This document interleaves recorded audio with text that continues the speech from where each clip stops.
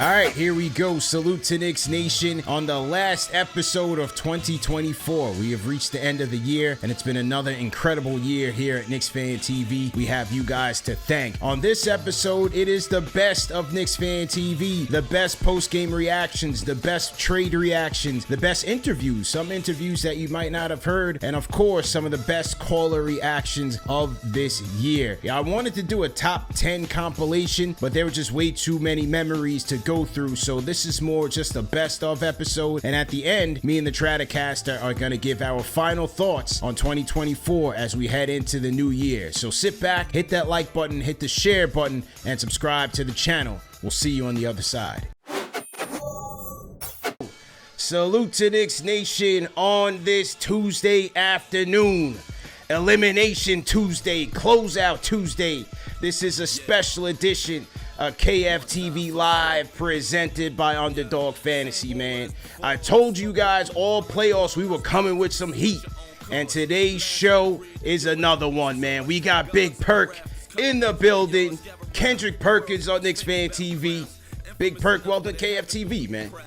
Man, it's about damn time. Hey, CP, man, I appreciate you having me on. The Knicks fans embracing me with great passion. Hey, man, keep up the great job, my brother. Absolutely, man. It's great to have you on, but I got to let you know this. You know, the fan base, they've been rocking with you, Perk, because they say, yo, Big Perk been rocking with us from the beginning. Yeah. You went on First Take. You called yourself the governor. But this is the #1 show for the fans by the fans, Big Perk. So before you can officially be stamped, you got to come to the #1 show for the fans by the fans, talk to the fans, and let them know. So this is kind of like your confirmation hearing. You know what I'm saying? Yeah, I had to check in. You got to check in. And I'm okay with that, but I didn't call myself the governor. Okay, Tracy Morgan gave me that name. I didn't call myself the governor. All right. You know what I mean? Yeah. Tracy gave me the name, and damn it, I embraced it with open arms. But I don't mind checking in. Fair. I don't mind paying homage. I know what I got to do. You know what I mean? Fair enough. I got to check in one time. Fair enough. Everybody in the chat, throw a Big Perk in the chat to salute Big Perk. So Perk, man, like I said, all season long, there's been a lot of detractors. You know, Becky Hammond questioning Brunson. The TNT guys, they not even watching the tape, except for Ernie. Shout out to Ernie. We rock with him. Stephen A. Shannon. But all year, you stood on 10 toes. You rocked with us. What made you believe in this team, man? You know what? Because this is a team, I feel like the culture and identity of this team would never go away. And when I watch this team, being built, watching these players around Tom Thibodeau, who I won a championship with, who I shared a locker room with, I know what type of man and type of coach he is. I know what type of time he put in behind the scenes for us punching in the clock. And they surrounded him with a group of players that one is going to compete every single night, right? Like, you're going to miss shots, right? This is a make-or-miss league. Yeah. You're going to miss shots. But the one thing that you can't replace is heart. And when you watch the makeup of this team, I feel like it's a family, right? I feel like it's a family, the way that guys have each other back. And I love a team that is not afraid of embarrassment. They're not afraid of getting crossed over. They're not afraid of getting dunked on. That means that they're not afraid of defending on the wing, and they're not afraid of challenging shots at the basket. And when you see a team that leads the league or one of the best teams in the league for its offensive rebounding, I could relate to, because I was one of those guys that was getting that shit out the mud. And so when I'm watching these guys punch in the clock, playing the same way, playing their style day in and day out, I was like, hold on, this Knicks team is really standing on business. They about their life. It was the right move to make him the captain, because you're going to feed, your team is going to go only as far as your captain and your leader. Him being as level-headed as he is going to have the whole locker room level-headed. So the goal is to win a championship. Goal is not to play well. The goal is to win a championship, and we on our way with Jalen at the head. You didn't get to go to any Philly games, did you? I did. I went to Game 4. Man, Knicks took over. You in Philly, you can't do that. Yeah. I'm looking at social media. I'm saying, yo, Knicks, y'all can't do that. Yeah. Fans took over Philadelphia. The first game I scored 4, and everybody jumped in my ear, man, it's not going to happen with you. And the next game I had 21, 22 points, and we won the next game. So I knew then you're going to have to play a pivotal role in us getting to where we need to get to. Who's the guy on the roster who you look at and say, Man, I would have loved to have played with him or remind you of that 90s style. Man, what Josh Hart did, man, was unreal. Now, of course, you got your Jalen's and your and Julius and all that, but I'm on the front row watching. Josh not a big dude. Josh not a big dude, but the effort he was giving, man, it reminds you of like I don't know, what's Josh, 6'6", 6'5", 6'6"? Yeah. That reminds me of a 6'5", 6'6", Dennis Rodman, man. Just going after everything, just the intensity, and then when you have a guy like that who's going to sacrifice for the team and say that you don't got to run a play for me, coach. You don't have to run a play. I get mine off tip ends, off offensive rebound, running the floor. I get mine that way. So, yeah, with Josh Hart, I wish he would have. I wouldn't mind playing with him. His ability to adapt was incredible for this team and their success going into the playoffs last year. I mean, there was a stat, I believe it was rebounds between 6 to 10 feet, and there was a bunch of centers on the list, and then Josh Hart. And Josh Hart, right in the That's mix. what I'm saying. Yeah. So yeah. I mean, he's not just one of the best rebounding guards; he's one of the best rebounders in the league. Yeah, absolutely. In the entire league. And then, when Julius Stepp was left with the injury, I thought it was key for Josh Hart to be that guy who could generate offense for the team, maintain his rebounding, and then on top of that, in the playoffs, he shot about 37% from three. So he was knocking down the open shots. They really needed that. I mean, that's not his forte, but he can definitely knock down, especially like we was talking about Julius getting back, and then Mitch getting back, and then demanding double teams. Josh got to knock that shot down. First question, we going with our guy, Ari from Manhattan, a KFTV Day One. And his question is, did you actually get fouled on that 4-point play? Ari, go back to Indiana, man. Going back to Indiana. You know you're an Indiana fan. Ari, listen, that was the first year that the NBA come with the no hand rule. The no hand rule. Yeah. And it worked out because if you look at that year, the first 15, 20 game, it bit me because that was my thing, you know what I mean? That was my little hand check right there. I hit you one time, then I can get you under control. Man, the first 15, 20 games of that season, I was on the bench. I was like the 2 fouls just like that because of this. I'm like, yo, that's not a foul. And then the refs, our refs talk to her like, LJ, got to get you for that. And that's what the foul was. That's what if I got it at the 3-point line and gave Big Davis, Antonio, a good head fake and a good jab step, and he threw it out there real quick. He stopped my progress with this. So, and it was continuation. Of course I got fouled. Hey, so Antonio Davis just needs to blame Derek Harper, nobody else. Yes, yeah. Harper really get you under control with that. Yeah, absolutely. What does that say about the Knicks fan base when you're hearing MVP chants at the free throw line? It means that they're for real. They're for real, and no matter where we are, they're going to be there. Sounded like Chuck. Well, people don't know. Stop it. Listen, wait, time out. People don't know when they list their tickets to be sold that they're going to be bought by Knicks fans. They just trying to sell their tickets because yeah, they but can't most go. of the tickets, check the box for team allegiance. But most of the tickets are sold out. Somebody had to sell those they're selling their tickets because it's a playoff game against the Knicks. Yeah, but it's your. Let's go. Let's go. Let's go, baby. Let's go. Let's go. Knicks in 5. Execution. Putting OG on Embiid. Let's go. Let's go, Knicks. Let's go, baby. Let's go. Yes, sir. Knicks in 5. Oh, you lit. You lit with the Sunday joints. You lit with the Sunday joints. Let's go. Let's go, baby. Whoa. Wow. Knicks in 5. Baby. Knicks in 5. Get it. Let's go. All day. Let's go. Let's go. You got fans like me. You heard? Knicks in 5. Let's go, baby. New York money. You heard? Let's go. TV, baby. Knicks fan baby. Yo, when the put OG on Embiid. Because like I said, OG was gonna be the game changer. Let's go, OG. Let's go.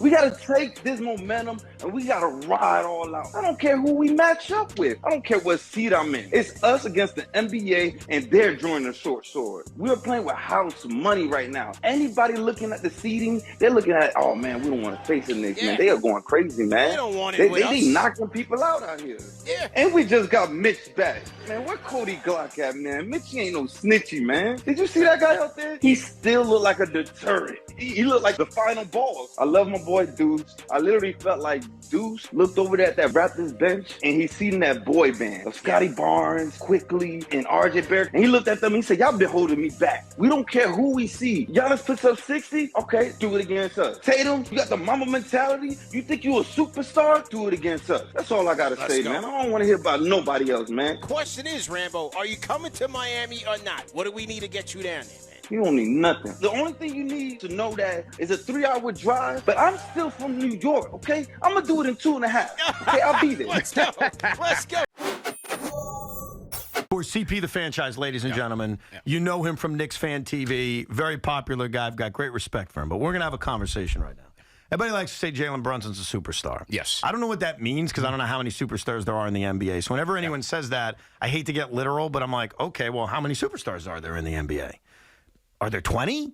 Are there 15? Or are there only 5? If there's only 5, Jalen Brunson's not a superstar. He's not a top 5 player. Would you agree he's not a top 5 player? He's in my MVP ladder right now. In my MVP ladder right now. Bye-bye, Joel Embiid. He's out. He's off the list. He's gone. He's gone. He right? did this to us last week, by the way, CP. Just so you know. I have Brunson in number 6. Really? Absolutely. So he's there. You have him as the 6th best player in the NBA right Absolutely. Yeah. You have him ahead of Jason Tatum? Just accept it. Yes. I can't accept it. He just said he's better than Jason Tatum. I'm putting Brunson up there. I am putting Brunson up there. You ask his expert opinion. I did, yeah. Maybe as a BBO, a biased basketball player. But you ask him his opinion, and he gave it to you. All right, so I'll just put it this accept way. it. Who are you taking in a big spot right now? Crunch time. Jason Tatum or Jalen Brunson? No, I'm taking Jason Tatum. I am CP. Look, and that's not he's a knock. shaking his head in dismay. I mean, right Jason here. Tatum has led a team to an NBA Finals. Like, we're just ignoring that? He choked.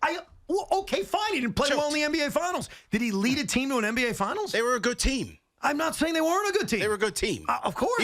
He was a big factor in it, but they were a good team. You would take Jalen Brunson over Jason Tatum in a big spot? And then when it Absolutely. mattered, he was not. Absolutely. Wow. In crunch time, I'm going to number 11 over many in this game. You know what CP just did? Yeah. He ruined my entire point. He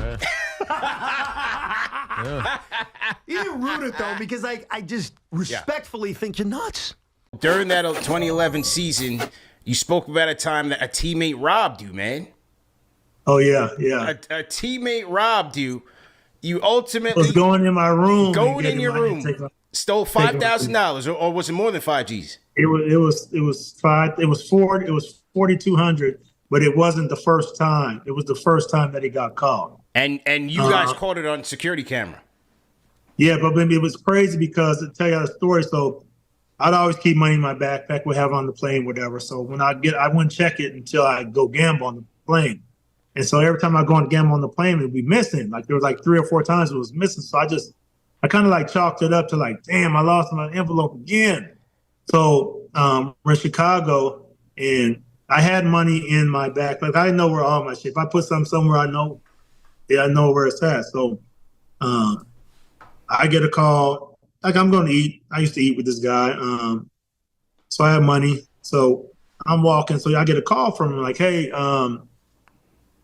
did you already go to eat? And I'm like, yeah, I already left. You coming? He's like, no, I'm not going to make it today. So I didn't even think nothing of it. So I was like, dang, you know what? I'm just going to stop, get some more money, just buy some extra money on the plane, whatever. So I go to the ATM, go back to my room and put it back in. And there's a big space between my Bible and where my money's supposed to be. So I'm like, damn, somebody came in my room and stole my money. And so I didn't think nothing of it. I thought it was like one of the maids because that's the only people I thought could get into the room. So whatever, I called security, like, hey, somebody come in my room and stole my money. So he has like 10 papers. So like it is a very sophisticated hotel, like the one that they know what keys. You got a key at this, you got 2 keys at this time, you got 1 key at 8:28 p.m. AM. Your door closed 40 times today. I think they knew when the door shut, open and closed. They knew, okay, you got a key at 8:28. And I'm like, I didn't get no key. So I'm on the bus and I'm like, hey, somebody went in my room and stole my shit. So everybody's talking, whatever. So security comes on the bus, like, Mike, come here. So I get off, we go to the security room. And he was like, this key opened your door. This is the guy getting the key to your room. So we got him on video, getting key to my room, because we know that's what key opened the door. And so we go, like, let's go check his room. So we go up to his room. They haven't cleaned his room yet. And my envelope's ripped up. I could always, like, whatever I have in there, I write, if I have 4,000, I write a 4 on there. So okay. It was ripped up in the bathroom. So I'm like, hey, look at this. So it's in there. So we already know who it's him. So we go to the arena. Everybody at the arena already knows. He's stressing because he knows he's about to get caught. Tries to make up a lie, say somebody went in his room and stole his earring. So he needs to check on that too. But we know it's him. So I get in there and they don't want me to say nothing. So, like, don't say nothing, keep it quiet. This is New York. They'll go crazy out there. So I get in the locker room, so everybody already knew. Bib, what happened? Was it the maid? So they told me not to say nothing. So then Stoudemire goes, oh, it's somebody on the team. It's somebody on the team. So I'm like, oh, shit. So then, so Woody, before the game starts, Woody was like, hey, well, I'm not going to play him. Are you ready to play? I said, Woody, my head's fucked up right now. I don't want to play at all. Don't put me play him. I can't go in and do anything. Yeah. So, you know what I mean? We had a talk on the bus. By the time we drove to Milwaukee after that. And the GM and Woody and security called me downstairs, like, come downstairs. So I got in there. They had all my money laid out. Like, how much was it? I'm like, maybe 4,000, like 4,200. And then they go, he said it was a joke. I'm like, it's not a fucking joke. This ain't the first time that he's done it, because it's the first time he got caught. There's like 4 or 5 times I was missing money. But, you know, he tried to blame it on a joke. But, I mean, it's the first time security said they ever seen that happen. It's the first time I ever heard of it happen. It's probably the last time it's ever happened. I thought it would have been a little, it wouldn't have hurt as much if he took it from my bag on the plane. I would have been like, okay, shit, but to go in my room, if I would have came back and caught him in my room, could have got worse. It would have been rough for him. It would have been rough for him. Now, do you have a name? The people in the chat are guessing names. Do you have a name for us? I'm not telling on names. They could try to figure it out if they want. Can I throw a name out there? Not you. I won't say it's from you. You can say it's from me. You could throw it out there, but I'm not gonna answer. Right. I feel like, because I'm going through the roster, that 2011-12 roster. You know, Melo, Maury, Ty, everybody, all those guys were set. Linsanity was way too innocent for this. Beatty, he was good. I'm thinking this is back end of the rotation. This has got to be Billy Walker, man. Not Billy Walker. Oh, man. Billy Walker's a good buddy of mine, too. Bill Walker's a good buddy of mine. He wasn't Bill Walker. Oh, man. I totally got scammer vibes from Billy Walker, man. Billy, I'm sorry I judged you, man. If you're watching, please come on he's the a show good anytime. guy, man. He's a good guy, man. His dreads and stuff made him look like that, but he was a good guy, man. Because they would later, he got waived a little bit later. So I thought it was, the politics that got him up out of here. It should have been the other guy that got waived. All right, people in the Billy chat, Walker shouldn't have got waived. Oh, man. I got nothing, man. So now in the lottery, things didn't go out as well. The Knicks did select Kevin Knox there. I thought Mikal Bridges was the guy that the team would have went for. You had other players like Michael Porter or Shai Gilgeous-Alexander. How did you reflect back on that 2018 draft? Is there anything you would have done differently? Well, it's easy to say that now if you want to look at what guys have gone on to do at different situations. You never know what they would have done coming into New York. It's at that particular time in their lives. Obviously, Shai Gilgeous-Alexander's become, he's one of the favorites for MVP this year. He's been a terrific player. But no, I processed, was sound. I think the unfortunate thing for us and for Kevin at that time, there was so much change going on. And what we knew with Kevin was that he was not going to be a guy that was necessarily immediately going to pay dividends because he was so young, but thought that maybe he could grow with the group over time. But then, as you know, there was a lot of change. He had 3 coaches in 3 years. So I don't care who you are as a player, especially as a young player, that's going to be difficult. And he was he was a talented young man coming out of Kentucky. He was a position of need at the time. We thought, at that small, 3-4 position, kind of where the league was going, and it didn't work. And one thing I know and I'm comfortable with, and if you can find this person, you find him for me. But there hasn't been a GM, I don't care whether it's basketball, football, baseball, wherever, that hasn't made a draft pick, a trade, or something that didn't work out. And I think the important thing in all of that is not to, wallow in it, it didn't work out, versus saying, okay, how do we recover? Because look, we're all human. There are going to be some mistakes that are made, but it's how you recover. It's how you acknowledge and raise your hand. Okay, that didn't work, so let's pivot to fix it and make it work. And so that's ultimately what you go ahead and do. And I think what was, and we've talked about this, what was a bonus in 2018, even though we drafted him in the 2nd round, Mitchell Robinson was viewed as a lottery type talent. So he worked, go figure, he ended up working out, and he's still the starting center of the Knicks today, whereas Kevin Knox, who was the lottery pick, now has not been able to really gain footing around the league. So I never look back.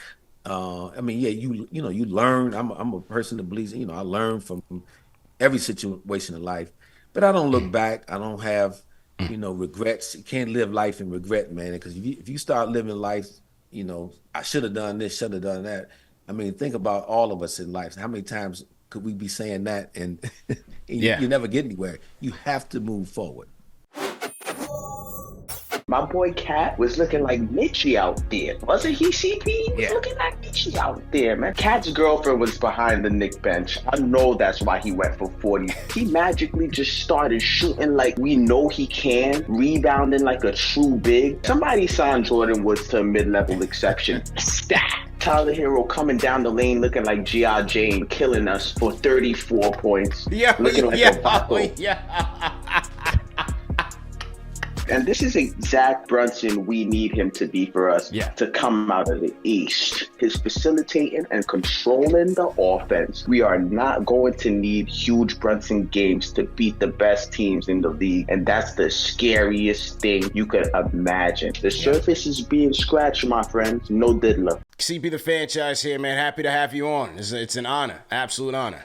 Man, you got your beard laid down. I mean, it look good on you. I'm trying to look like you, man. A lot of the fans, we were polling the fans. We were like, what do you want us to ask Coach Woodson? They're like, man, you got to ask him how he gets his goatee so sharp all the time, man. What's the secret to that? Hey, man, I got a good barber. That's it. You got to maintain your barber and stay consistent with it, right? Yeah. A blockbuster trade in Karl Anthony Towns. What was your reaction when you heard about the trade? It's a big move. I think it's a guy that they've kept their eyes on over the years, and Leon has had a nice relationship with the big fella, and I think it's a great move. You hate to see Julius go. I got nothing but love and respect for Julius because I had an opportunity to coach him, and he works at his craft, and that's why you see the body of work that he's put in displayed on the basketball floor. But, as you know, in this business, trades are made all the time, and you just got to hope that you make the right move for your ball club. And I think Townsend is a great talent, and I think he'll fit right in. When you're running alongside Brunson and Brunson is running the show, Brunson has figured it out. I mean, he's a hell of a player, man, and he's figured out how to get players around him to play at a high level, and he's playing beautiful basketball, I think, in terms of what he's done for the Knicks since he's been there. And I think it's a good move for him, though. I do. When they met at Media Day just a couple of days ago, the key theme that keeps being brought up is spacing with this Towns acquisition. And specifically, I'm looking to see a more fruitful duo between Brunson and Towns. From a spacing standpoint, how do you see those two guys operating and being effective? Well, he's shown he can make the long ball. And, it seems like that league, everybody's putting up threes all over the place. But it's still going to be the supporting cast that he has around him that makes it all work. And Brunson is kind of the guy who triggers everything for the Knicks. And I just like, how he competes on a night in and night out basis. But Townsend will space.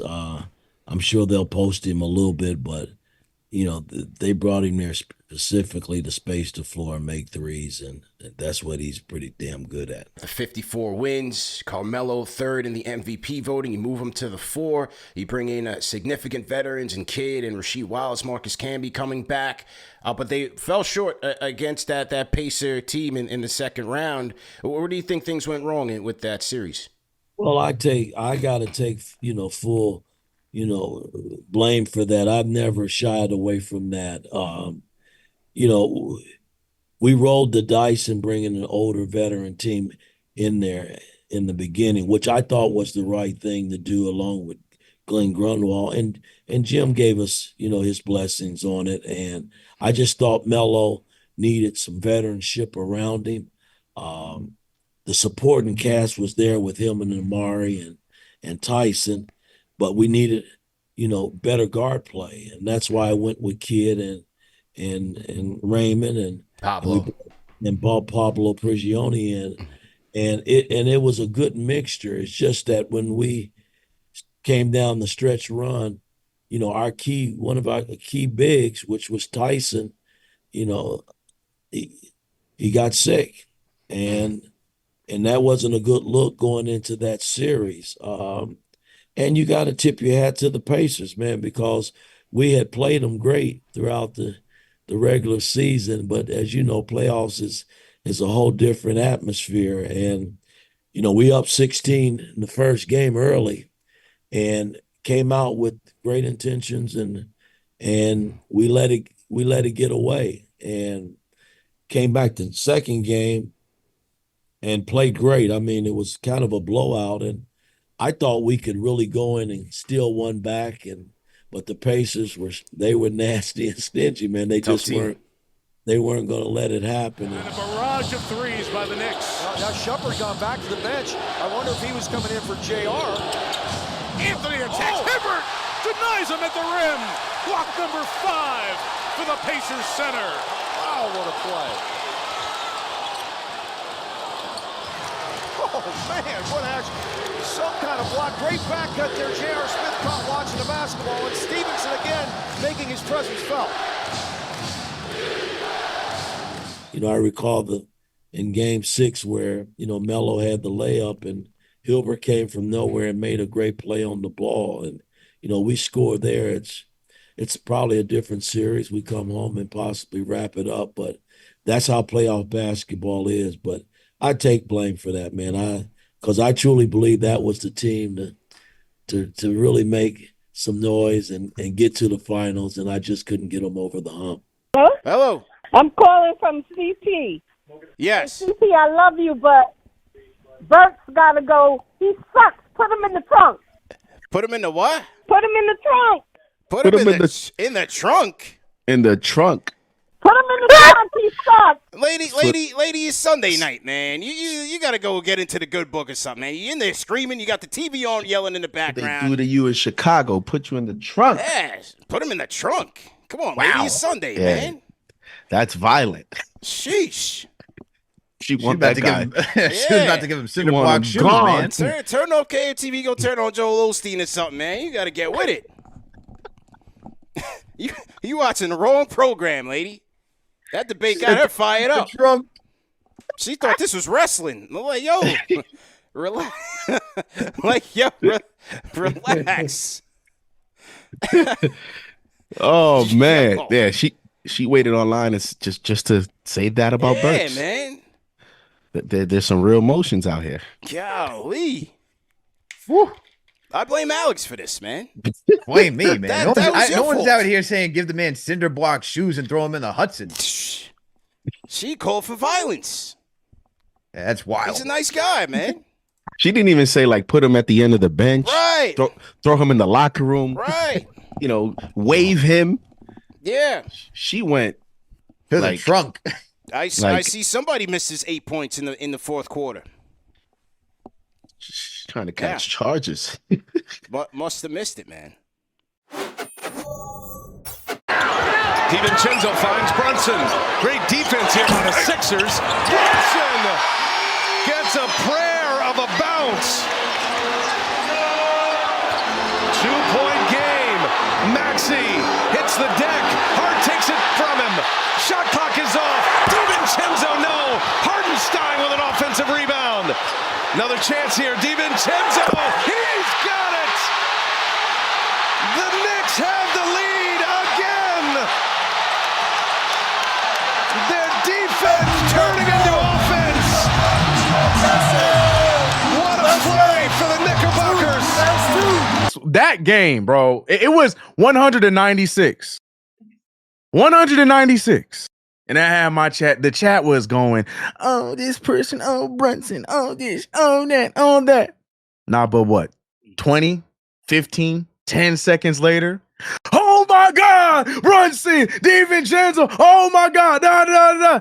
That's what this team is, man. That is what this team is. You should not be surprised at this point if you are a Knicks fan. That this is a signature moment in Knicks history. And oh man, I don't know how yo, bro. I mean, honestly, we could literally just have a post-game show on that sequence because there's so many things you can point out. Just in those 50 seconds, there's so many things you can point out. So many players contributed to that sequence. You talk about, the Brunson three-point shot, the bounce that he had to get for that shot to go in. How about him hesitating and pump faking, which I thought when he did it live, I said, oh, come on, why are you hesitating? You've been doing that all night. And then he shoots and it goes in. Special edition of KnicksFanTV Live. Steph, you came back to the Garden. You made your return to the Garden just a couple weeks ago. Standing ovation in MSG. An MSG moment for you. JC was there. I mean, it was great to see you two guys together. What did that moment mean for you, man?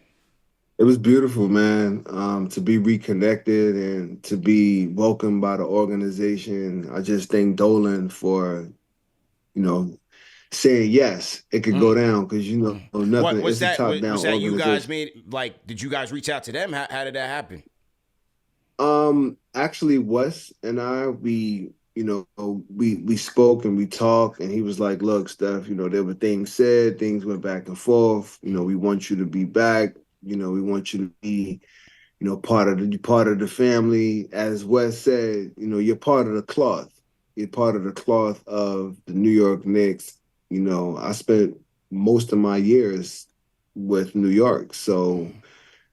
For me to be able to be welcomed the way how they did, I was super honored and thankful and appreciative towards everyone from Leon and Wes and Jamie Mathis and all of the people, Tiff, all of the people that make everything run and go.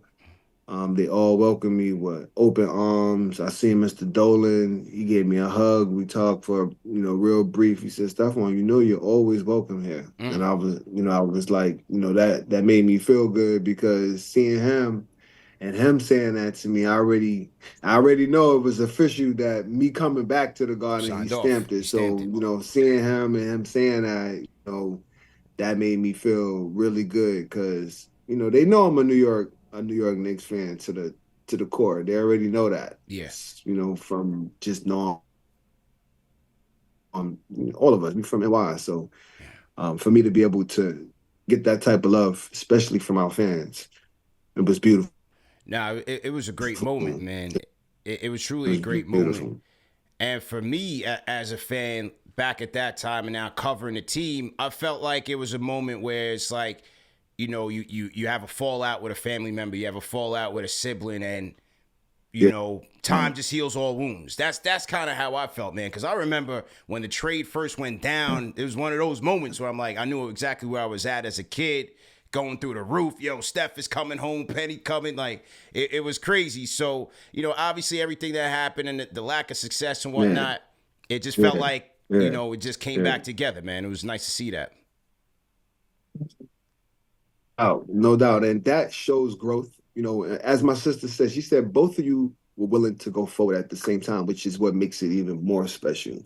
Because sometimes, you know, you're not ready or they're not ready. You know what I'm saying? But we both were ready at the same time. And I thought that being able to be in that space, it shows growth, you know, as an organization, which you can look at the culture of the organization right now is super positive, which is why the energy is flowing the way how it's flowing. The people in the garden, the energy, the vibration is, you know, is super magnetic in a positive way, and it's spreading. It's spreading throughout the whole city, and that basketball culture is being enriched by this energy that everyone is manifesting amongst each other. So I think that for me to be able to be a part of that and to be able to share my energy and my love for my team and my basketball knowledge and understanding about the game, and being able to go in depth with the team in the future is super positive. No, absolutely, man. And how do you, like, looking back on it now, how did you reflect on your time when you were playing for the organization? You know, it was a great experience, you know, when I look back and I reflect. I'm 47 years old right now, and I played when I was in my 30s. After coming to China, being here over the last 14 years. And then when I look back, I'm like, wow, you know, I had a chance to play in the Mecca. Despite everything that went on, it was a great experience because I was able to experience all that I was supposed to experience before I came here and when I came to China. So all of that of what I learned, I was able to take that and bring that here and bring it in, make it into something positive. You know, utilizing that energy, you know, from not winning, not being successful, learning and, you know, seeing what I could do better, seeing what I could do different and bringing it, you know, to another league. It helped. And people think playing in China is easy. It's not. It's super hard. It's FIBA rules. It's boxing 1, boxing 2, triangle. It's all that. You know what I'm saying? Zone, smaller court, shorter 3-point line. Defense is way different. You know, it's not an open game like the NBA. It's not the same. It's completely different, which is why we're looking at how basketball is evolving globally right now. We got to practice for the Olympics. We can't just get on the court no more. Yeah. So that's the FIBA game. So for me to be able to have went through all of those experiences in New York, good, bad, and indifferent, you know, it's all good right now. Yeah. You know what I'm saying? That's all part of the journey. It's all part of the lessons for the blessings. Yeah.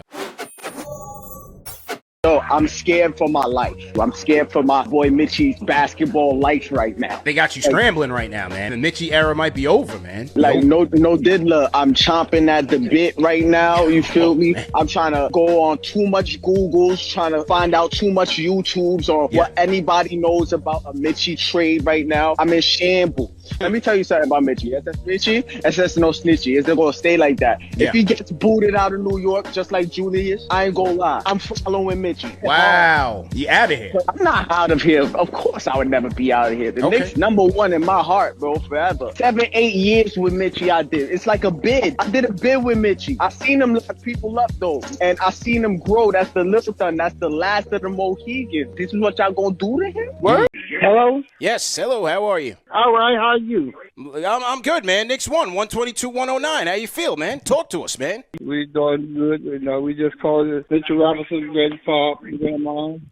Oh, is this Mitchell Robinson's grandfather? Yes. Wow. Okay. What'd you think of your grandson's performance tonight? He was excellent. There you go, man. He don't miss a game. There we go. So are you his grandparents on his father's side? Is this the Robinson side or is this mom's side? I'm on his daddy's side. Okay. OG Robinson. Yes, OG. OG Robinson. That's what's up, man. Yeah, Mitch definitely looks like he's getting into a groove. Did a good job on the boards and on the defense tonight, man. Yeah, he does good. He does very good. I'm glad to see him back out playing. A lot of the ladies that we run into on the streets will say how much you're on my TV at my house. I can't stand it. So I came across this funny tweet. Men will watch a sports game, then immediately after watch all the highlights on the said game. Then the next day we'll watch 4 different shows and listen to 3 different podcasts, analyzing and giving opinions on the game. And this is for every single game. Yeah, that's how it works. What are you supposed to do? Watch 90 Day Fiancé or something? They want to watch the #1 show for the fans by the fans. A few moments later. Rambo on the check-in. Let's go. I sent the wife upstairs. That's what I did. I sent the wife upstairs. Look, rapid fire tonight, man. I just got to call back in because we've been on a streak and I got to keep my streak so they could keep their streak, man. Yeah. That's the only reason why I'm calling in. He said he sent the wife upstairs. The final Infinity Stone is in place. Mikal Bridges is heading across the bridge, across the pond. He told his Brooklyn brothers, this is trash. I need to be in the Mecca with my brothers. And Leon Rose made it happen, man. A blockbuster that nobody saw coming. Unbelievable turn of events. Mikal Bridges is a New York Knick. We got to talk about it, man. Action-packed show. Knicks Nation. My guy is here. I waited since 2018. I told Scott Perry these guys draft a guy. They made a mistake, but they made it right today. The final Infinity Stone, bro. I did not see this coming. I did not see this coming at all. And you know what? Give credit to Leon Rose and Worldwide West and those guys because, once again, killers move in silence. And, I was talking, I think it was Macri, and we were like, listen, they're going to make a move that we don't see. We were throwing all the names out, right? It was Paul George, it was this, it was that, it was that. They're going to make a move that we would not see. And it's Paul George, bro. I mean, and it's Mikal. And it's Paul George. I'm going delirious. I'm going delirious right now, man. Come on, It is Mikal Bridges, man. And you need, as we saw, Brown, Tatum, wing diversity, man. You need multiple wings in this league. So the fact that the Knicks went out and got Bridges to pair with OG Anunoby, this would be insane. As much as it, yes, is an overpay, I'm not looking as this is the end of the world or this trade was terrible. As of right now, the Knicks got a position that was much needed, which is another wing because we saw once OG went down, we didn't have another guy, CP. We didn't have another guy in Knicks Nation. We saw this guy went down. We had the craziest winning record ever with this guy. Soon as he goes down, it is tough for this team to get out the second round. You need wing depth. We saw that. We went against the Pacers, a team that played no defense. We're a team that's known for defense, and we couldn't beat them because their offense was that good, was that potent. Now, I'm still saying, look, man, you make this deal. You gave up a lot, but at the same time, the Knicks have a war chest of draft picks. Yeah. It's not like they give up everything. Now, JJ in the chat, shout out to our guy JJ, day one. He did ask if the Knicks had this much leverage, why did they give up that much? That's a fair question. It's a question that I have as well. But I also did feel like the reason why I didn't think that this trade would be even possible was because I felt like the Knicks were going to have to pay a tax, which it seems like they still did. So it's hard to say, man. I do get JJ's question, and it's a question that I have as well. If they did have all the leverage, why the hell they gave up all the damn picks? But at the end of the day, the position that Brunson's rise has put the Knicks in, their path to winning a championship was never going to be via homegrown talent. It was never going to be via homegrown talent. Once they traded RJ and all those guys for OG, that was the final straw. Their Knicks' path to a championship is going to be through free agents like they did with Brunson, but mostly through trades. And we'll just have to see where they end up. You have to take the risk. 1,000. Let's go, fam. Get those thumbs up. In there. Let's go. 10,000 people on the check-in. KnicksFanTV is on fire right now. Let's go. Hit the like button. Wow. Hit the share button. Subscribe to the channel. Mikal Bridges is coming to the Knicks. The last Infinity Stone. Nova Knicks are back together. Let's go, baby. Let's go. Unbelievable, man. Chat is on fire. I can't even see who's in the chat right now. I can't even read it, man. I can't even read it. I will tell you this, though, man, because I was telling the fans this yesterday. I don't think they're done. I think there's one more move they want to make. Like a big swing, or I think there's a big swing that they want to make. Really? Because, well, think about this, right? We talked about all the moves that they made this year, this offseason, to get themselves some more wiggle room with the cap, right?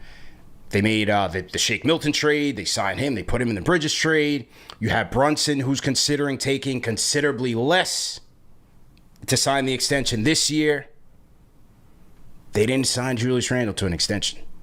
They didn't sign Julius to an extension. You think he's on the block? Everyone keeps saying they're such big fans of his, such big fans of his. I'll tell you this. Okay. They're bigger fans of Karl Anthony Towns. Yeah? Yeah. They're bigger fans in Karl Anthony Towns. They want Towns. Who do you like better? Well, there's a lot of reports. A lot of the Town stuff, a lot of people are making that speculation because of their relationship with CAA and things of that nature. It's on point. CP knows stuff. You got your ear to the street. Got my ear to the street. You don't just throw stuff out there. Never. You throw stuff out there with some, like, something behind it, some substance. Yeah. These are educated takes. Yeah. These aren't just takes. Yeah. See, that's the difference in you and the gas bags, Yeah, that's it. So, not necessarily advocating for this, but I'm just telling you. This is just what the streets are saying. This is just what the streets are saying. Karl Anthony Towns coming. Julius Randle going, man. Blockbuster trade. Late off-season blockbuster as Leon makes one more move, man. Karl Anthony Towns, Julius Randle, Dante DiVincenzo on the way out as well, man. The big Ragu on the way out, as well as a Knicks conditional first-round pick that belonged to the Detroit Pistons. Lots to discuss. You know what it is, man? Like, keep it a buck. I just want to talk on the trade. We'll talk about the other stuff later. But on the trade front, look, I told y'all what they wanted to do, man. I told y'all that this is their guy and how they want to play going forward. I let y'all know this is the playing style. This is what they want to do. And so the interest was there. The Julius contract extension, based on, like I said, my discussions back in the offseason, I didn't have a great feeling about it, which is why I let y'all know. Every time I was asked, I said, it's 50-50. It's 50-50. He could get dealt, but I thought it was going to be more likely in the offseason. This is tough, man, because, Julius set the tone. He came here in the beginning of this thing. But clearly, this is the Brunson show. And so over the years, this team has been building towards putting the team around him that they feel can best compete. We tried to tell y'all that the Knicks this offseason were on a mission. And whether you agree or disagree with their strategy, whether you agree or disagree with the game plan, they made a commitment to Jalen Brunson.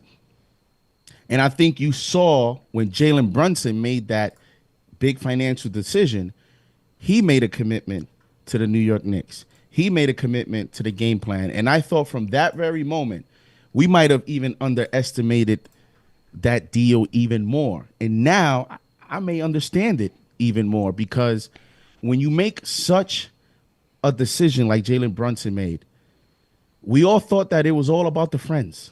We all thought that it was all about we're all gonna try to win a championship together. We all thought that it was all about a Villanova scheme, a Villanova game plan.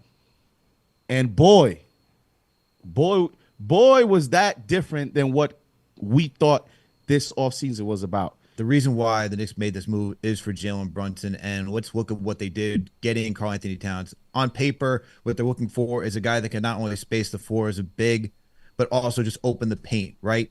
And you do that with somebody like Karl Anthony Towns. That's the whole point. On paper, that is what he's supposed to do.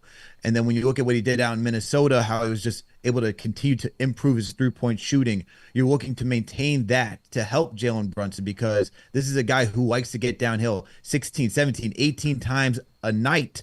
That is what he averages in the league. He is one of the most drive-heavy guards, next up there with SGA and people of those nature. So if you're going to have somebody, as JD said, who's not super athletic, who is going to be physical while attacking the paint, you're going to have to open up that paint so that way he gets one-on-one matchups at any cost. And that is why you go after and get somebody like Karl Anthony Towns.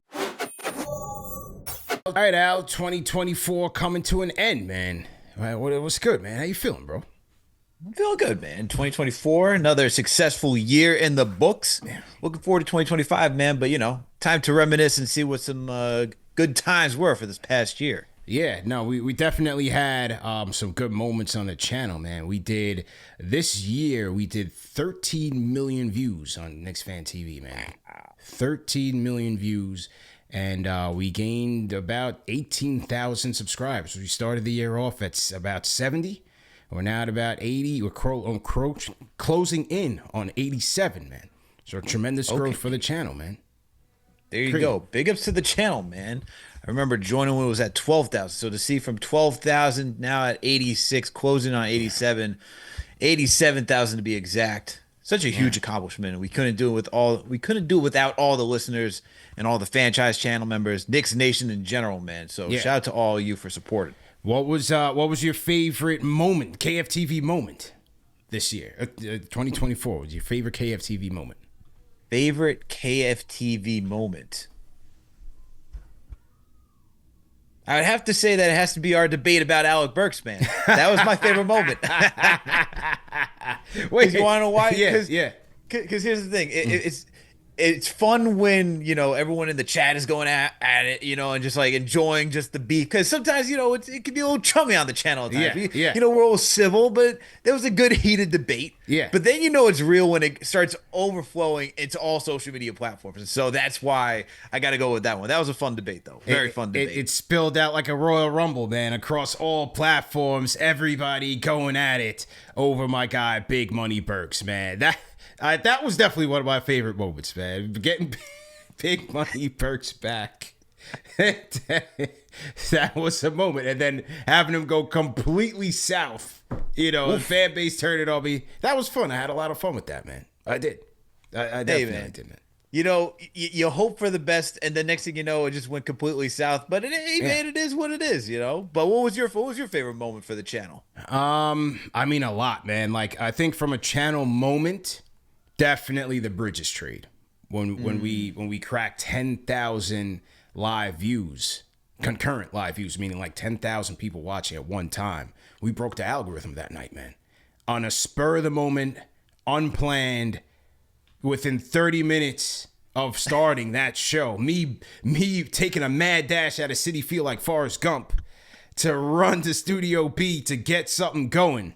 And I had brought my equipment that night just in case.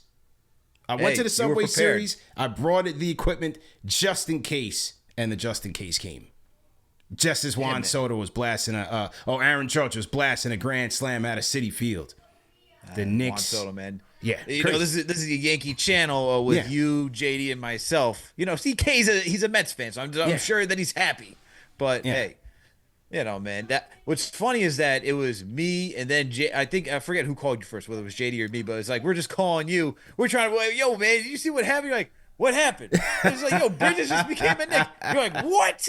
Yeah, that was a bombshell, man. And like during Leon's tenure, we saw like some of their plans and they missed on some things, and then they got like those B-list acquisitions like a Kemba Fournier, but and Brunson was more of a surprise, but this was like blockbuster, bombshell. Nobody saw it coming, man. Nobody. I mean, next to the Karl Anthony Towns trade and OG trade. Yeah. I mean, think about that. All in. Well, I guess OG happened right before the turn of the new year. OG was technically right before, 23. Talking about legit a year to the day almost. Yeah. It's got to be the Bridges and Karl Anthony Towns trades, but definitely I understand the Bridge. What's cool about the Bridges trade, and just going back to you, is that you are on top of everything. You get the sources, you get everything. Like, you already know what's about to happen. Even for the Karl Anthony Towns trade, you knew what was about to happen. But the fact that we called you and you were stunned, I was like, oh wow, if CP's stunned, that means nobody saw this one coming. Yeah, totally stunned, man. And then to shatter the previous viewing record, it was a proud moment for KFTV. Just being on that platform that everybody was looking to for those reactions, man. They were looking for us to launch that emergency stream. Every platform was like, I was getting DMs, I was getting texts like, yo, where you guys at? We're waiting. So it was one of those things where, man, it just felt like the whole city was waiting on us. And again, a tremendous show was the Mikal Bridges trade. Also the cat trade, blockbuster, from leaking that out in June and catching the arrows, and then it finally coming out in September. I thought that was funny, and I thought we also got a lot of views because of that. When people we had a lot of doubters in terms of the intel that we had on that, but it all turned out to be true. But still, man, what you think about the trade when it went down and just that day in doing the show? The cat trade? Yeah. Well, man, I've never been like the biggest Karl. I mean, we've discussed it on the channel. I've never been the biggest Karl Anthony Towns fan. He's earned my respect for the season. Definitely has made me, I wouldn't say a full-on believer because I still need to see in the postseason. But what he's doing is at his rate is much more efficient than what Julius Randle could do offensively. And for that, when you see how this team is now constructed, one is the best team that he's ever been on. So you're getting to see him play at his best. You see the maturity there too. But looking back at it, because I know you were I don't know where you were at when the trade happened. I know where JD stood, and everyone knew where I stood on the show. But at that moment, it was just kind of like, really? A few days before training camp, we're doing a big overhaul. Also, part of me just kind of wanted to see what January could have been. Yeah. But that day, man, just insane, because for me, it was another day where you're just chilling, you're relaxing. We're calling you again, like, yo, man, do you see this trade? I feel like you were out again, and then you had to rush back. I was at home just getting ready for dinner, and all of a sudden, gotta spring into action. That was insane. What'd you think of the trade when it happened? You you got the intel. Did you expect it to happen that day or what? So truth be told, when I did get the intel back in the summer, it was like, look at September, basically. Don't be surprised if Julius is out here by September is basically the words that I got. So, so not necessarily surprised. And again, as each day passed and no word on this contract extension was out there, I knew more and more like this is going to go down, and with Towns, it's like you understood the fit and you knew what to expect in terms of his impact on the team, but it's been even better, I think, than advertised. Oh, for sure. I think it's been even better, and I've said it on multiple platforms where, the reason why I see him as a legit MVP candidate is because I feel like his gravity alone has made the entire team better. Absolutely. Yeah, for sure. And I think the thing is that, he's been better than as advertised, and sometimes even when, I'm going to speak for myself, when you do the analysis and you're looking at who the player is, I did not expect Mikal Bridges to be on this team when we had the conversation of Cat on this team. And you think about, all right, if it's for who is it for? Where is he going to fit in? Is he going to be at the 4? The need is much different. It's a center. It's not at the 4 where Randall was playing. And so when you look at all that and when it all comes together, you're like, all right, I see the fit. I see how it works. And then on top of that, this team is just 10 times better than what he's ever had on the Timberwolves, whether it was with Jimmy Butler, Anthony Edwards. We can go up and down the roster. This is the best team he's ever been on. On top of that, he's matured, and you're seeing that from his night-to-night play. So been better than advertised. I mean, dude, we talked about it on last night's show. He kind of just walked into a 30-point game, just like, and it was quiet. It was a quiet 30. And the fact that you can get a quiet 30 out of a guy and that he's doing this consistently, almost on a night-to-night basis, that's all you can ask for, man, out of a trade. Yeah. Other favorite moments on the channel was definitely the whole Philly series and reacting to it.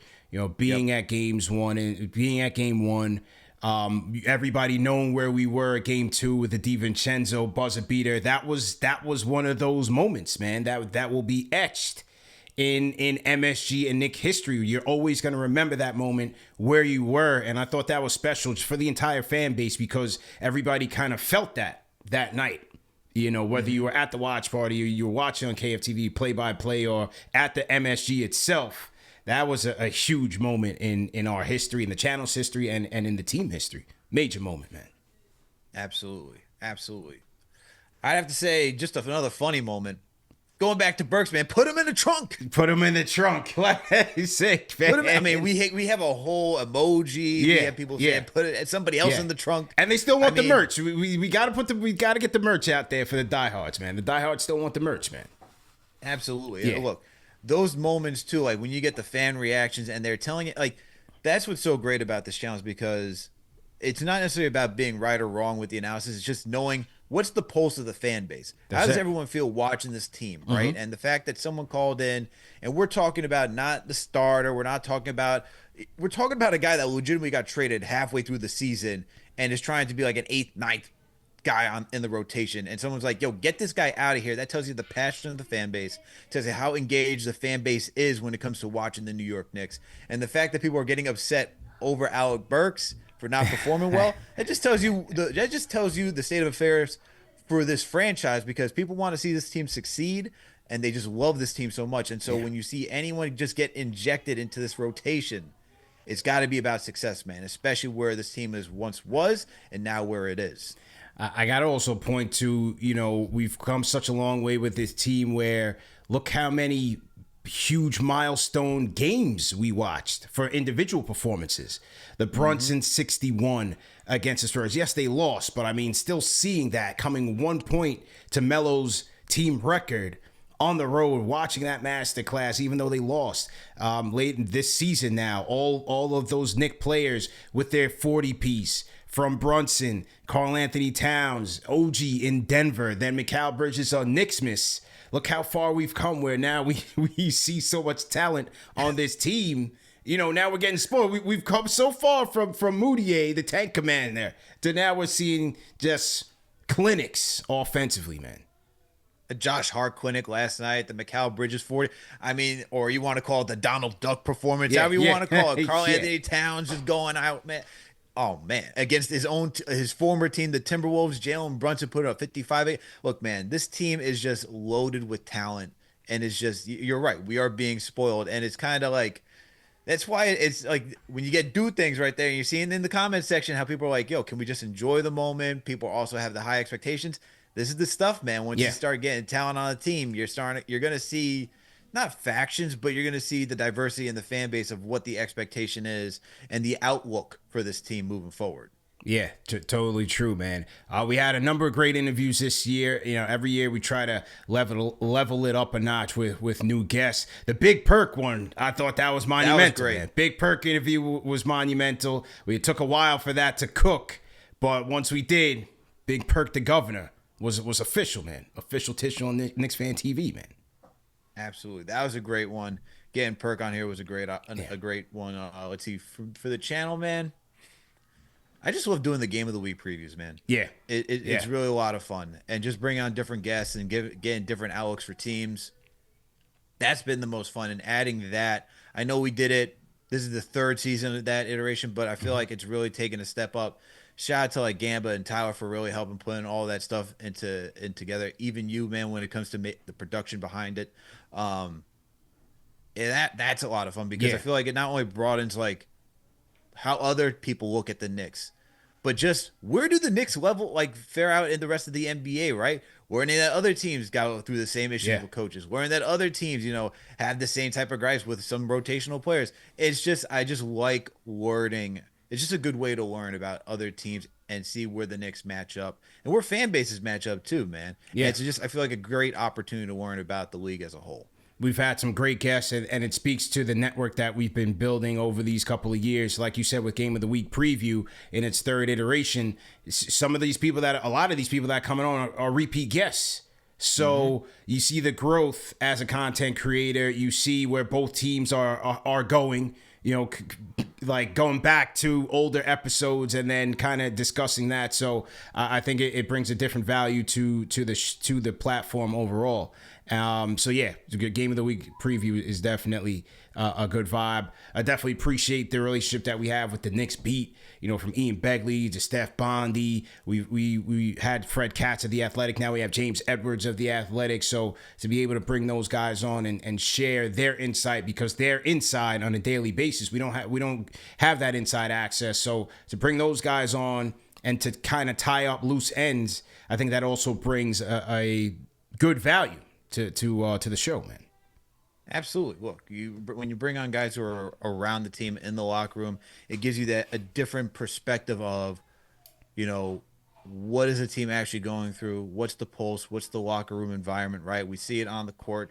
Guys like Bondy, Begley, Edwards, these guys are giving us the intel that we need to know, and to give us even a different perspective, as you talked about, when it comes to just analyzing the team. Because as much as we can talk about the X's and O's and what the encore product is, you got to go to that emotional aspect of the game too. And so we need that insight from the beat reporters. And hey, they also give us some tidbits that, you know, they haven't written yet and stuff of that nature. So shout out to all the guys for when they come through and, you know, not only give us the inside knowledge, but help, you know, bump up the KFTV value, man. Because once you're starting to break news like that, you know, price of the brick goes up. Yeah, 100%, man.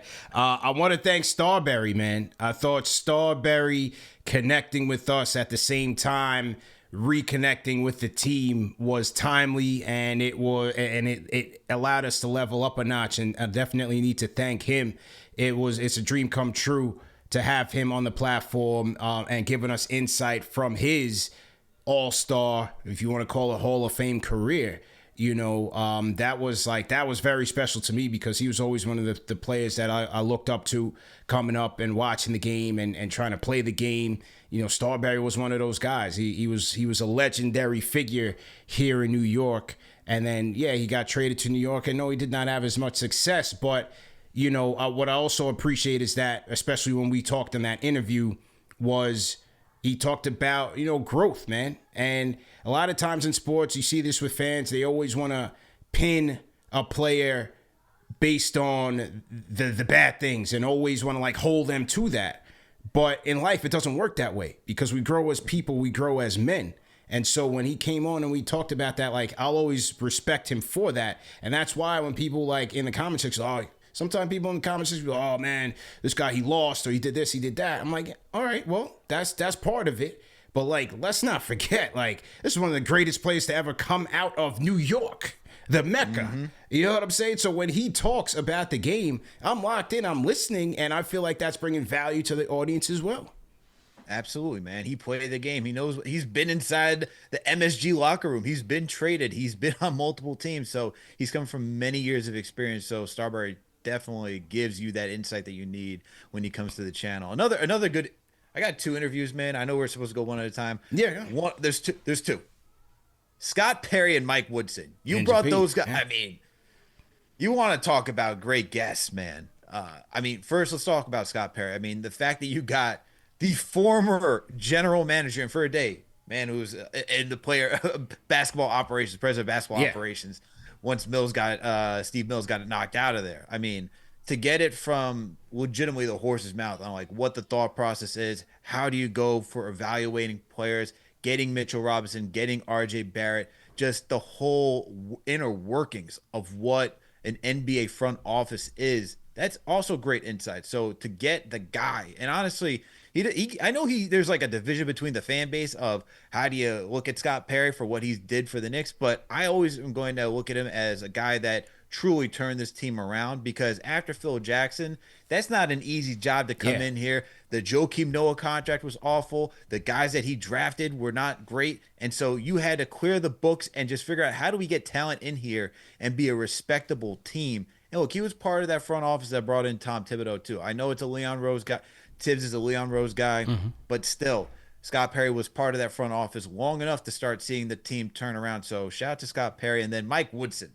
Yeah, shout out to Going Coach. from D'Antoni to Mike Woodson, man. I mean, I won't forget the 2012-2013 season. I won't forget when D'Antoni was, axed, and then you had Mike Woodson halfway through, or however many games you want to say was left. But talk about being a game changer, not only for the team, but for how the game of basketball was played. That Knicks team was putting up, historic amount of threes with Melo, all right? Yeah. And so for him, I felt like he was a trendsetter, another great insight of what coaching is like at the NBA level. How do you connect with players?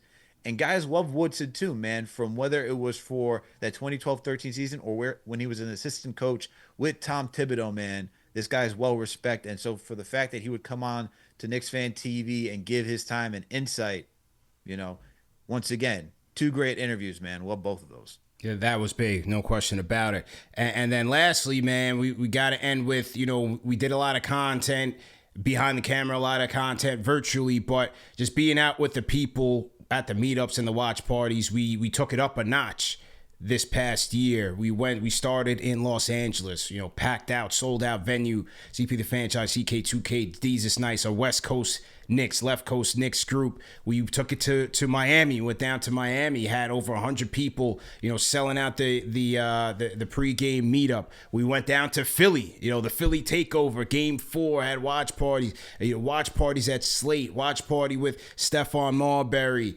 And then to kick off the season, a watch party produced by Bleacher Report, man. CP, Alex, JD, shout out to our guy Ben Lyons, the Knicks chick involved. So we continue to level up, man. Excellent watch parties. And to get out there and just interact with our fans, man. It's a lot of love out there for KFTV, man. A lot of love. And it doesn't even end there, man, because as great as it was to do the live production with Bleacher Report, connect with the fans, and do these live events, and I always appreciate coming down to New York and being part of those live events because they are fun. Being out in the Beantown, even though there's a good Knicks contingent out here, it's always great being back in the heart of the city where the team is and being around that fan base. But look, man, Bleacher Report still also does work with us outside of that type of the live production too. Whether it's a simulcast, whether it's during the regular season or postseason. So those are great moments for the channel as well because it's more exposure and connecting with more of the Knicks Nation, man. So Bleacher Report has been great to us. We've had a lot of great opportunities collaborating with different, I guess SNY, Post Sports. SNY.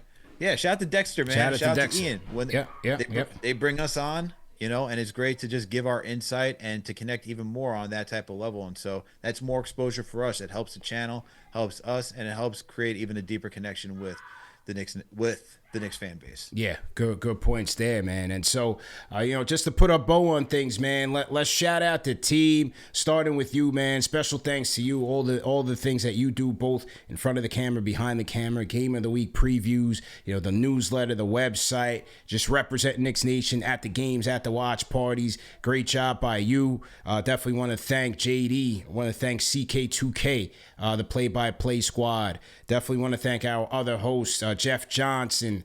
Let's shout out Jake Asman. Jake made his debut this year. Jeff Johnson made his debut this year. Let's shout out Chris LeBron, Jeff Campbell as well for their hosting duties. Let's shout out, and make sure, keep me honest, make sure I'm not forgetting anybody out, but let's shout out production team, Gamba, Tyler does the damn thing, Jalen, Daniel as well. Everybody working hard. Shout out to KFTV, Simon. Who else? Omar. Who else? Remy. Shout out to Remy for Remy's recaps. I know you gave me credit for the newsletter, but look, man, I start off with the website, and I'm just here to be guidance for him. But shout out to KFTV Jalen, man. Yeah, every time you open up your inbox and you see that newsletter, the editing, the thought, the creation of like topics that go behind it. Shout out to all the writers: Remy, Omar, Jeff. Chris, who's been now adding his draft insight. Yep. The KFTV Jalen, man, he's been, spearheading that production of the newsletter. So shout out to KFTV Channel too. Definitely. Definitely want to thank. Is that it from the team side? We didn't leave anybody out, right? Just make sure we didn't leave anybody out. We got all the hosts. Is that it from the team side? I think we got everybody. Man. We got to think about the mods. TM. Yeah, man. The chief moderating officer. Shout out to TM, the warden of the Discord. Big shout out to TM, man, who helps make this thing go. Big time support on literally everything, every aspect of what we do. And they've been with us for a number of years now. And yeah, man, it's been incredibly beneficial to this platform. With the work that they do. So we definitely want to thank TM. Definitely want to thank my family, man, for the sacrifice, for the support. Shout out Little Man. Been getting Little Man more and more involved on the production side, on the merch side, just really trying to teach him the business. A shout out to the Knicks chick for always rocking with us through and through. My family, man, from my parents, my sister, aunts, cousins.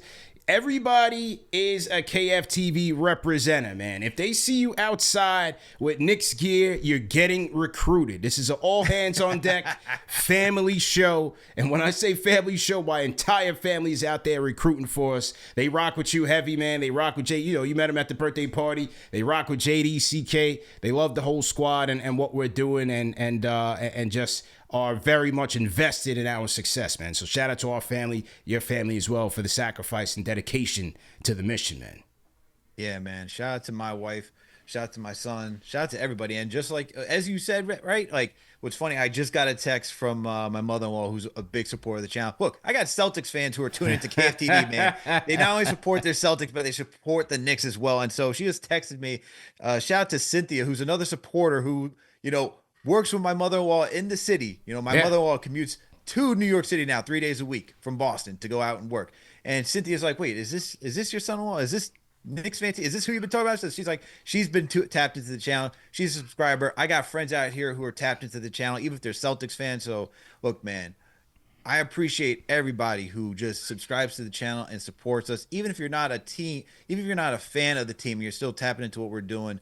It's more than appreciated. You're helping us. You're helping everybody just learn about us. And the best way of selling is by word of mouth. So truly, thank you to everybody. True indeed, man. So with that being said, last thank you and Happy New Year to the fans, man. They're with us day in and day out. Every show, every post game, every event, every watch party, every tweet, every Instagram reaction, all of that, to all the fans who've been supporting us, whether you're just now getting on and subscribing or you've been at day one. We appreciate you guys, especially Chuck D, the KFTV enforcer. Shout out to Ty, all of our friends, man. I don't want to leave anybody out. Sky Zoo, blue and orange theme. Shout out to Sky Zoo. Special thank you to him as well. Just everybody, man. I definitely shout out to J Cal, big time supporter of the program. Shout out Caleb Silver. A lot of people. I'm just thinking about a lot of people, just throwing it out there. Russ Fisher. We have a lot of people, man, just really just going out there and going to bat for us on a daily basis, and we appreciate them for it, man. We appreciate it. So, with that being said, my guy, happy and healthy. Hold on one second. Yeah. Hold on one second. We Yeah, can't man. go out of here like this, all right? First of all, salute to Knicks Nation. Thank you all for tuning in and supporting us as always. But shout out to you, man, all right, for starting the channel, for laying the groundwork, all right? We got to big you up, man, because, look, it is not easy being a content creator, covering this team, and doing everything that you've done since 2017, working 2 jobs, having a family. Everyone looks at the success, but no one looks at behind the scenes and how much work goes into this, the preparation, whether it be the research, the selling, there's 10 million things that's going on. People, even when you're watching the show, all right, even when you're watching the show and you're saying, oh, how come there's a little bit of lag, or how comes this? CP is like a pilot, bro. All right, CP. When we were running the show, there's like 20 gauges, 20 windows open. Yeah. There's a lot that goes behind the scenes, as I said, whether it's selling, thinking about the design of the merch, reaching out to artists so that way you can get it looking right, and making sure that it's something that's appealing to the fan base, appealing to consumers, right? And even when it comes to networking, getting out of those events, you got to go talk to the managers. You got to go talk to the owners of these clubs, these bars. That's not an easy thing, all right? CP's out here pounding the pavement, making sure that he can help grow this channel so that way he can create the community, because that's what's important to him. Creating a Knicks community. So shout out to you, man, for doing a fantastic job. More than fantastic. You've been doing a great job and just building this channel to what it is today, man. Nothing could have been done without you. Appreciate it, man. Appreciate you. And hey, man, labor of love. You know, you don't make it this long without loving what you do and loving, like as you said, the community that you're building. And every time we go out there and interact with the fans, it's just more and more validation that you're doing the right thing. I truly believe we're having a lot of fun talking about the team, but I also believe that we're truly impacting lives. And in this world of negativity and division and separation, you just look at all the forces out there that are trying to keep us divided. I'm very proud that we have a platform that we can actually come to as a respite from all of that, and kind of a getaway, at least even if it's temporarily. I'm still very proud of that, and that's what keeps me going on a daily basis, man. So, hey, man, let's wrap it up on 24. Back to work in 25. I'll see you tomorrow, man. And that's that, man. Knicks Nation, Happy New Year. Thanks again for all the support, and let's keep it going, man. We out of here. Peace.